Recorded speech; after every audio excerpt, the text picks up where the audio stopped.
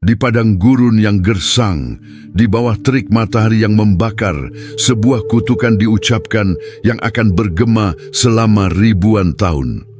Aku akan menghapuskan sama sekali ingatan kepada Amalek dari kolong langit, firman Tuhan.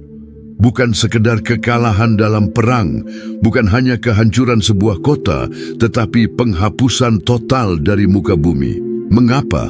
Apa yang telah dilakukan bangsa Amalek sehingga memicu murka ilahi yang begitu absolut? Mengapa dari sekian banyak musuh Israel, hanya Amalek yang mendapat vonis pemusnahan kekal? Inilah kisah tentang kejahatan yang tak terampuni, tentang perang yang melampaui generasi, tentang keadilan ilahi yang kadang sulit dipahami pikiran manusia.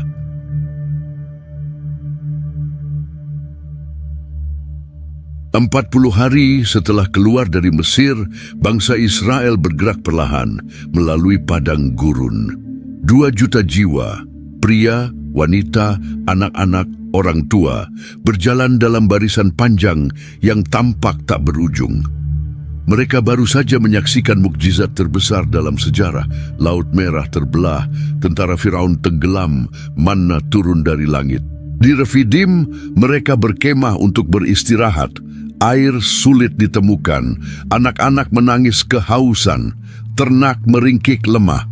Musa memukul batu karang dan air segar memancar keluar, mukjizat lain yang menambah daftar panjang campur tangan ilahi. Tetapi saat mereka paling rentan, saat mereka kelelahan dan haus, bayangan muncul di bukit-bukit sekitar.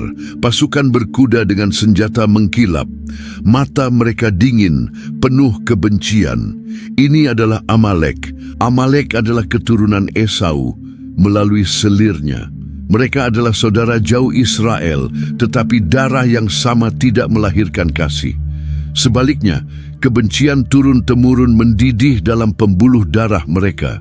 Mereka melihat Israel, bangsa budak yang baru bebas, lelah dan tidak berpengalaman perang, sebagai mangsa empuk. Tanpa peringatan, tanpa deklarasi perang, Amalek menyerang. Tetapi mereka tidak menyerang barisan depan di mana para pejuang muda berada. Tidak. Dalam Ulangan 25 ayat 17 sampai dengan 18, Musa kemudian mengingat, "Ingatlah apa yang dilakukan orang Amalek kepadamu pada waktu perjalananmu keluar dari Mesir, yakni bagaimana mereka menghadang engkau di jalan dan menyerang semua orang lemah di belakangmu. Ketika engkau lelah dan capek, mereka tidak takut akan Allah.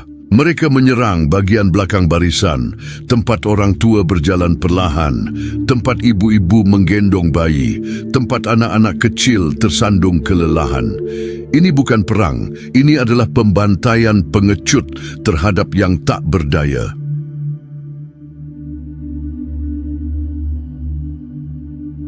Yosua, pemuda yang kelak akan menaklukkan Kanaan, memimpin para pejuang Israel yang bisa dikumpulkan dengan cepat.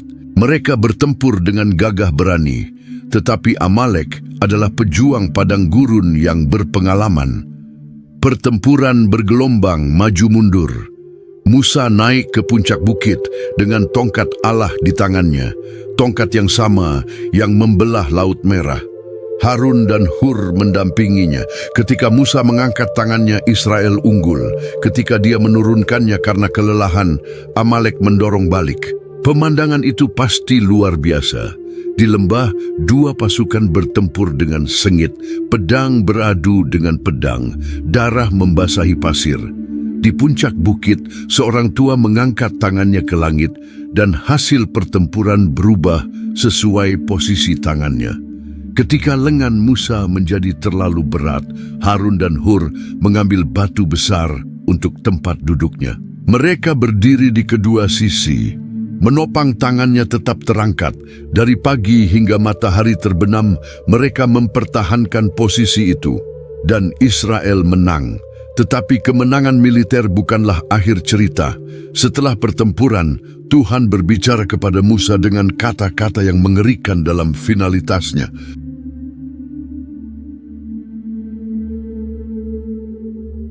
Dalam Keluaran 17 ayat 14 sampai dengan 16 kita membaca, kemudian berfirmanlah Tuhan kepada Musa, "Tuliskanlah semuanya ini dalam sebuah kitab sebagai peringatan, dan ingatkanlah ke telinga Yosua bahwa aku akan menghapuskan sama sekali ingatan kepada Amalek dari kolong langit." Kemudian Musa mendirikan mezbah dan menamainya Tuhan Panji-Panjiku. Ia berkata, "Tangan di atas panji-panji Tuhan. Tuhan berperang melawan Amalek dari keturunan ke keturunan." Ini bukan sekedar hukuman untuk satu serangan. Ini adalah deklarasi perang kekal. Tuhan sendiri akan berperang melawan Amalek sampai mereka lenyap dari muka bumi. Tidak ada bangsa lain yang menerima kutukan seperti ini. Mesir yang memperbudak Israel selama 400 tahun tidak menerima vonis ini. Kanaan dengan segala kekejamannya akan ditaklukkan tetapi tidak dihapuskan total. Mengapa Amalek?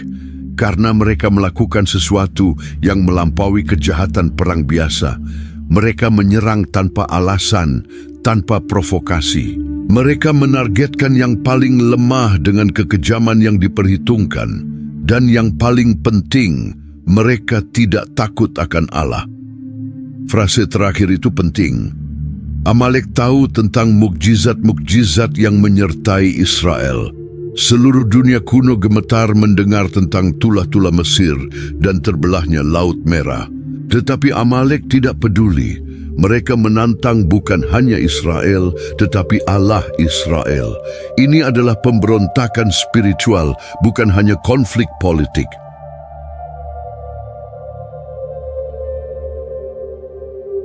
400 tahun berlalu, Israel telah menetap di tanah perjanjian.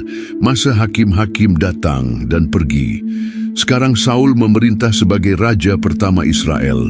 Selama berabad-abad, Amalek terus menjadi duri dalam daging Israel, menyerang desa-desa perbatasan, merampok hasil panen, membunuh tanpa belas kasihan. Kemudian datanglah hari penghakiman. Samuel, nabi tua yang mengurapi Saul, datang dengan pesan dari Tuhan.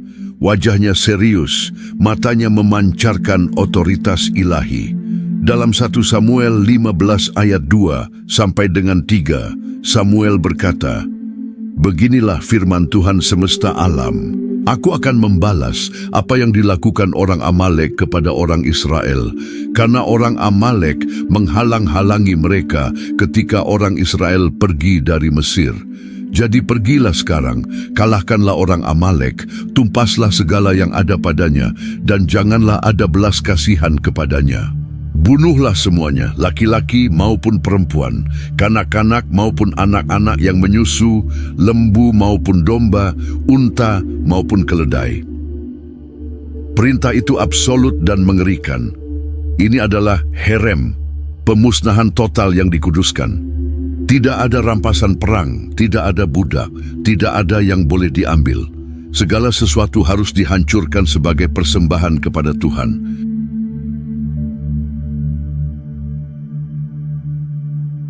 Saul mengumpulkan pasukan besar, 200.000 tentara dari Israel dan 10.000 dari Yehuda. Mereka berkumpul di Telaim, mengasah pedang mereka, mempersiapkan mental untuk tugas mengerikan yang ada di depan. Tetapi sebelum serangan, Saul melakukan sesuatu yang menunjukkan bahwa bahkan dalam penghakiman ada belas kasihan. Dia mengirim pesan kepada orang Keni yang tinggal di antara orang Amalek. "Pergilah, menyingkirlah, turunlah dari tengah-tengah orang Amalek," pesan Saul, "supaya jangan kulenyapkan kamu bersama-sama dengan mereka, sebab kamu telah menunjukkan persahabatanmu kepada semua orang Israel ketika mereka pergi dari Mesir." Orang Keni adalah keturunan mertua Musa. Mereka telah menunjukkan kebaikan kepada Israel. Sekarang, kebaikan itu dibalas. Mereka diberi kesempatan untuk melarikan diri sebelum penghancuran dimulai. Belas kasihan di tengah penghakiman. Serangan dimulai saat fajar. Pasukan Israel menyerang dari Hawilah sampai Syur, wilayah luas yang membentang di padang gurun selatan. Kota demi kota jatuh, benteng demi benteng dihancurkan. Tidak ada ampun, tidak ada negosiasi, tidak ada penyerahan diri yang diterima. Tetapi di tengah kehancuran total ini, satu orang ditangkap hidup-hidup, Agag, Raja Amalek.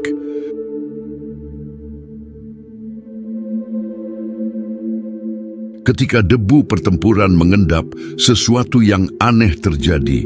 Alih-alih menghancurkan segalanya seperti yang diperintahkan, Saul dan pasukannya mulai memilah-milah jarahan. "Sayang sekali membakar domba-domba yang gemuk ini," bisik seorang prajurit. "Lembu-lembu ini sempurna untuk korban," kata yang lain.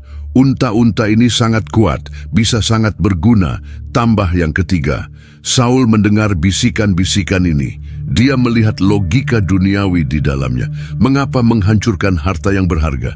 Bukankah lebih baik menggunakannya untuk kemuliaan Tuhan? Maka diambillah keputusan yang akan mengubah sejarah.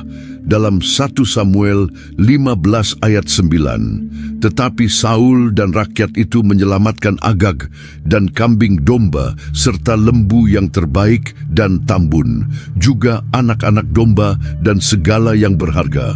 Mereka tidak mau menumpas semuanya itu, tetapi segala hewan yang tidak berharga dan yang buruk, itulah yang ditumpas mereka. Mereka menyelamatkan yang terbaik dan menghancurkan yang terburuk. Logika manusia menggantikan perintah ilahi. Pragmatisme mengalahkan ketaatan.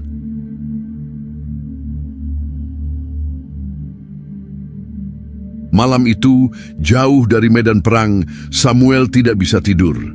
Firman Tuhan datang kepadanya dengan berat.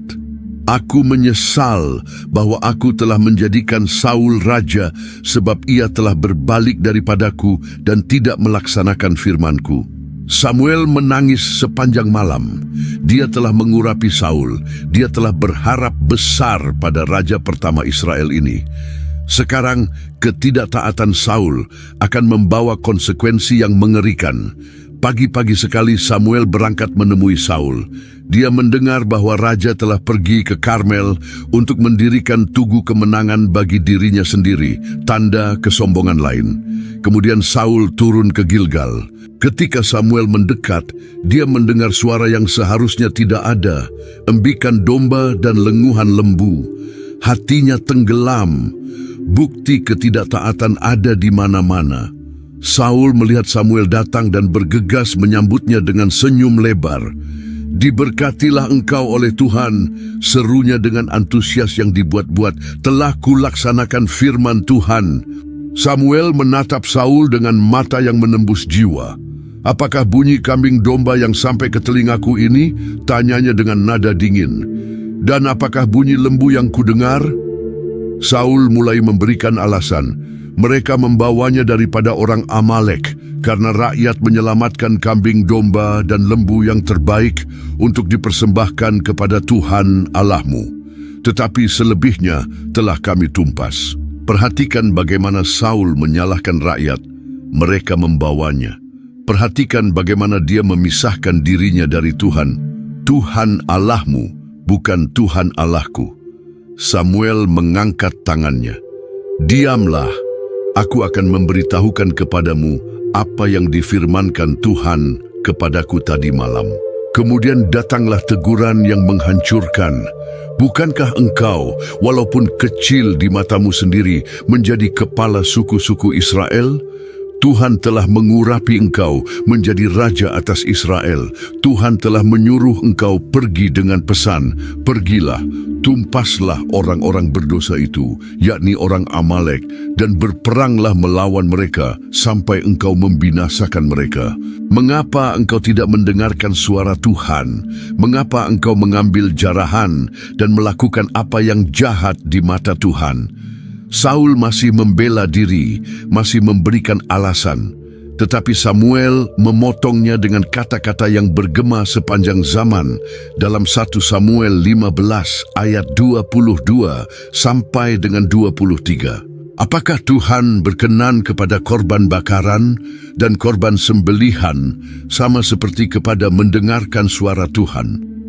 Sesungguhnya mendengarkan lebih baik daripada korban sembelihan, memperhatikan lebih baik daripada lemak domba jantan. Sebab pendurhakaan adalah sama seperti dosa bertenung, dan kedegilan adalah sama seperti menyembah berhala. Karena engkau telah menolak firman Tuhan, maka ia telah menolak engkau sebagai raja. Kata-kata itu jatuh seperti palu godam. Saul ditolak sebagai raja, meski dia akan tetap memerintah secara fisik selama bertahun-tahun. Secara spiritual dia sudah dicopot. Roh Tuhan akan meninggalkannya, digantikan oleh roh jahat yang menyiksanya. Akhirnya, di hadapan kehancuran total, Saul mengakui dosanya. Tetapi pengakuannya dangkal, lebih peduli dengan reputasi daripada pertobatan sejati. Aku telah berdosa, dia mengakui, tetapi hormatilah aku di depan para tua-tua bangsaku dan di depan orang Israel. Samuel berbalik untuk pergi, tetapi Saul menangkap jubahnya dengan putus asa. Jubah itu robek. Samuel menggunakan momen itu sebagai tanda profetik. Tuhan telah mengoyakkan daripadamu jabatan raja atas Israel pada hari ini dan telah memberikannya kepada orang lain yang lebih baik daripadamu. Masih ada satu urusan yang belum selesai. Bawalah kepadaku Agag, raja orang Amalek, perintah Samuel. Agag datang dengan langkah riang, mungkin berpikir bahwa bahaya telah berlalu, dia telah selamat dari pembantaian. Surely, dia akan tetap hidup. Sesungguhnya kepahitan maut telah lewat, kata Agag dengan lega. Tetapi Samuel menatapnya dengan mata yang tidak mengenal belas kasihan untuk kejahatan yang tidak bertobat. Seperti pedangmu membuat perempuan-perempuan kehilangan anak, demikianlah ibumu akan kehilangan anak di antara perempuan-perempuan. Kemudian di Gilgal di hadapan Tuhan, Samuel mencincang Agag. Nabi tua itu yang biasanya adalah pria doa dan korban, menjadi algojo. Keadilan ilahi tidak bisa dikompromi. Meski Saul telah membunuh sebagian besar orang Amalek, dia tidak menyelesaikan tugasnya. Beberapa lolos, mereka melarikan diri ke negeri-negeri jauh, membangun kembali kekuatan mereka, memelihara kebencian mereka. Beberapa tahun kemudian, ketika Daud melarikan diri dari Saul yang cemburu, dia tinggal di Ziklag, kota Filistin. Suatu hari, saat Daud dan anak buahnya pergi berperang, orang Amalek menyerang. Mereka membakar Ziklag, menawan semua wanita dan anak-anak, termasuk kedua istri Daud. Daud mengejar mereka. Dengan bantuan seorang budak Mesir yang ditinggalkan orang Amalek karena sakit, dia menemukan perkemahan mereka. Mereka sedang berpesta, merayakan jarahan mereka. Daud menyerang saat fajar, memukul mereka dari pagi hingga petang hari berikutnya. Dalam 1 Samuel 30 ayat 17 dicatat, tidak ada seorang pun dari mereka yang luput kecuali 400 orang muda yang menunggang unta dan melarikan diri. Sekali lagi, beberapa orang Amalek lolos. Benih kebencian tetap hidup. 500 tahun kemudian, dalam kerajaan Persia yang luas, seorang pria naik ke kekuasaan. Namanya Haman. Dan dia digambarkan sebagai Haman bin Hamedata, orang Agag, keturunan Raja Amalek yang dibunuh Samuel. Kebencian kuno terhadap Israel masih membara dalam darahnya. Ketika Mordekhai orang Yahudi menolak sujud kepadanya, Haman tidak hanya ingin membunuh Mordekhai. Dia merencanakan genosida, pembunuhan setiap orang Yahudi di seluruh kekaisaran Persia. Tanggal ditetapkan dengan undi. Surat-surat dikirim ke setiap provinsi. Pada hari ke-13 bulan ke-12, setiap Yahudi, tua dan muda, wanita dan anak-anak akan dibunuh. Tetapi Tuhan yang telah berjanji untuk berperang melawan Amalek dari generasi ke generasi tidak tidur. Melalui Ratu Ester yang berani, melalui serangkaian kebetulan ilahi, rencana Haman terbongkar. Dia digantung di tiang gantungan yang telah dia persiapkan untuk Mordekhai. 10 putranya juga mati. Dalam perayaan Purim yang mengikuti, orang Yahudi di seluruh kekaisaran membunuh 75.000 musuh mereka, termasuk banyak simpatisan Amalek. Akhirnya, setelah 1000 tahun, kutukan terhadap Amalek mencapai puncaknya. Kisah Amalek menimbulkan pertanyaan yang sulit. Mengapa Tuhan memerintahkan pemusnahan total? Mengapa anak-anak yang tidak bersalah harus mati untuk dosa nenek moyang mereka? Pertama, kita harus memahami bahwa Amalek bukan sekedar musuh politik. Mereka adalah perwujudan kejahatan yang aktif melawan rencana Tuhan. Mereka menyerang Israel bukan untuk tanah atau harta, tetapi untuk menghancurkan garis keturunan yang akan melahirkan Mesias. Kedua, budaya Amalek telah sepenuhnya korup. Dari generasi ke generasi, mereka memelihara kebencian, mengajarkan kekejaman, merayakan kekerasan terhadap yang lemah. Anak-anak mereka dibesarkan dalam kebencian yang mendalam terhadap Tuhan dan umat-Nya. Ketiga, Tuhan melihat apa yang tidak bisa kita lihat. Dia tahu apa yang akan terjadi jika Amalek dibiarkan hidup. Berapa banyak lagi yang akan menderita, berapa banyak lagi yang akan mati. Kadang operasi bedah radikal diperlukan untuk menghentikan kanker spiritual. Keempat, penghakiman terhadap Amalek adalah peringatan bagi semua bangsa. Ada garis yang jika dilewati, tidak ada jalan kembali. Ada kejahatan yang begitu dalam, sehingga hanya penghancuran total yang bisa menghentikannya. Kegagalan Saul mengajarkan pelajaran penting tentang ketaatan parsial. Dia membunuh sebagian besar Amalek, tetapi menyelamatkan raja dan harta terbaik. Dia melakukan 90% dari perintah, tetapi mengubah 10% sisanya. Dalam pikiran Saul, dia telah taat. Dia telah melakukan sebagian besar dari apa yang diperintahkan. Bukankah itu cukup? Bukankah Tuhan harus senang dengan usahanya? Tetapi ketaatan parsial adalah ketidaktaatan. Mengubah perintah Tuhan berdasarkan logika kita sendiri adalah pemberontakan. Saul berpikir dia tahu lebih baik dari Tuhan. Dia berpikir harta Amalek bisa digunakan untuk kemuliaan Tuhan. Dia lupa bahwa Tuhan tidak membutuhkan harta kita. Dia menginginkan ketaatan kita. Akibat ketidaktaatan Saul berlanjut selama berabad-abad. Orang Amalek yang lolos terus menyiksa Israel. Haman hampir berhasil melakukan apa yang tidak bisa dilakukan nenek moyangnya, memusnahkan seluruh bangsa Yahudi. Berapa banyak penderitaan yang bisa dihindari jika Saul taat sepenuhnya? Berapa banyak nyawa yang bisa diselamatkan? Ketidaktaatan kita tidak pernah hanya mempengaruhi kita sendiri. Riak-riaknya menyebar melalui generasi. Di mana Saul gagal, Kristus berhasil. Di mana Raja Israel tidak bisa menyelesaikan tugasnya, Raja segala raja menyelesaikannya dengan sempurna. Di kayu salib, Yesus tidak hanya mengalahkan Amalek, Dia mengalahkan sumber dari semua kejahatan. Iblis, si Amalek spiritual yang sejati, dihancurkan kuasanya. Maut, senjata terakhir musuh, kehilangan sengatnya. Tidak seperti Saul yang menyelamatkan Agag, Yesus tidak berkompromi dengan kejahatan. Tidak ada dosa yang dibiarkan hidup. Tidak ada kutukan yang tidak dipatahkan. Kemenangannya total dan final. Tetapi metodenya berbeda. Bukan dengan pedang fisik, tetapi dengan pengorbanan diri.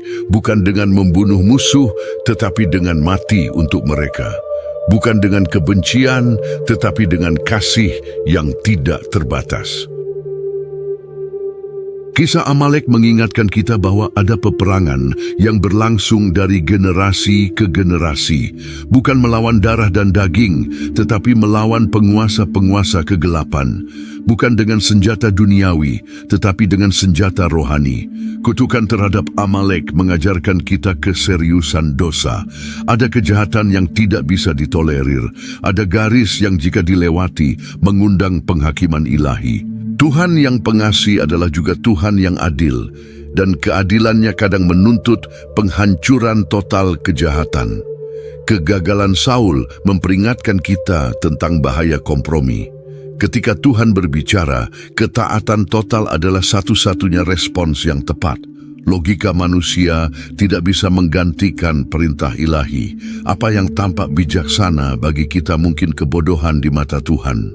Tetapi di atas semua itu, kisah Amalek menunjuk kepada kemenangan akhir kebaikan atas kejahatan. Meski pertempuran berlanjut dari generasi ke generasi, hasilnya tidak diragukan. Tuhan telah bersumpah dengan takhtanya sendiri, Amalek akan dihapuskan. Dalam kehidupan pribadi kita, dalam komunitas kita, dalam dunia kita, Amalek masih muncul dalam berbagai bentuk. Kejahatan yang menargetkan yang lemah, keraguan yang menyerang setelah mukjizat, kompromi yang tampak logis tetapi mematikan. Panggilan kita adalah sama dengan Israel kuno, berperang tanpa kompromi melawan Amalek spiritual dalam hidup kita, tidak dengan kebencian tetapi dengan ketaatan, tidak dengan kekuatan sendiri tetapi dengan kuasa Tuhan, tidak dengan kekerasan fisik tetapi dengan senjata rohani yang telah Dia berikan. Dan kita berperang dengan keyakinan bahwa seperti Amalek fisik akhirnya lenyap dari sejarah, demikian juga setiap Amalek spiritual akan dihancurkan. Kristus telah menang.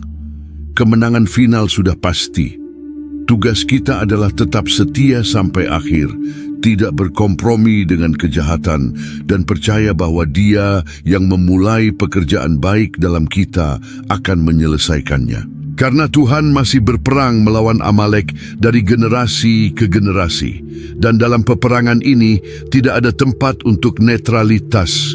Kita harus memilih ketaatan total atau pemberontakan, kemenangan atau kekalahan, hidup atau mati.